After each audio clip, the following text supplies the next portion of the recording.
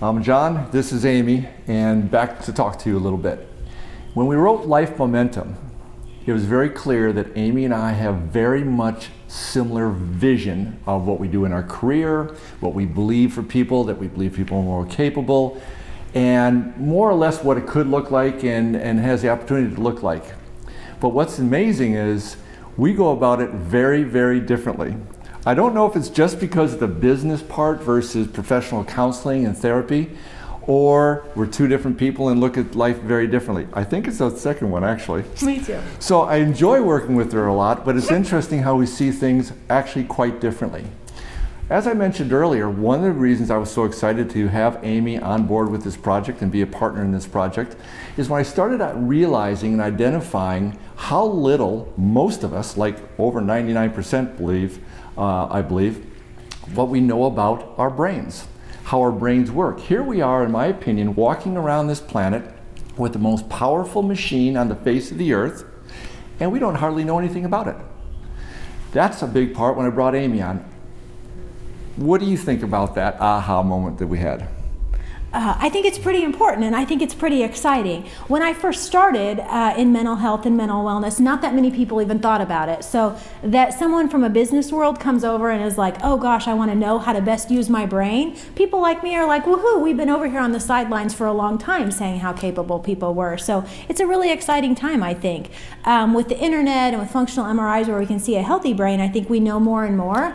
And the more we know, the more we can get people interested. So this merging together of what works in business and what works for people has a lot of potential, I think. And when I look at, here's arguably our number one asset, our minds. We don't know anything about it or how to use it. And so when we tie that into the book with all of Amy's knowledge, it's extremely powerful and it's exciting for me. And really the rule in the book was if we didn't have science, if we didn't have studies to back it up, we didn't use it in the book. And you'll see in every lesson in the book, Amy has a full page kind of with studies and with science proving out what we're talking about. Mm-hmm.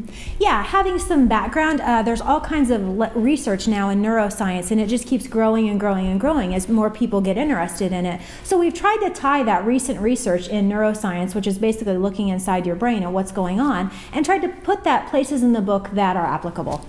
One of the other ahas for me early on in the book, and certainly one of the reasons we put the book together and I think helped drive us with the book, is when I ask the question to people, what's your purpose? Why do you exist? I don't even get to the point of what's your mission statement. It's amazing that most people can't answer the question. And if I were to be honest, if somebody would have asked me 2 years ago, I wouldn't have been able to answer the question. I'm sure if I would have sat with it for a while, I'd come up with something. But when we look at the importance of knowing that mission, let alone the vision, and how our brains process that and work for us to achieve those things, to not have that in front of us all the time and truly know it is a big miss. And in a business standpoint, you don't want to miss those opportunities. It doesn't cost anything. Let's figure it out and work it out.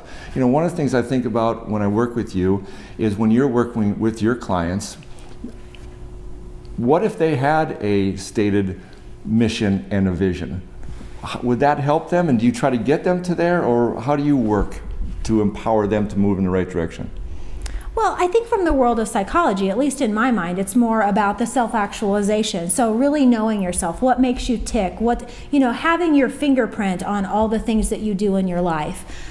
So for some people, I think there's a big difference for me in explicit and implicit. So explicit is I actually have verbal words for it. So I can tell you my purpose or my mission is to make the world a better place, which I know is kind of corny. And other people kind of have this implicit. So I might not have exact words for it, but I just know when things are going well, and I know when I'm doing things I want to do. So I think for me, I don't try to push anything on people and just see what kind of cultivates for them. I think the more you go through our book and the more you become self-aware, I mean, it leads to some kind of self-actualization, and people naturally get on the path of living their purpose.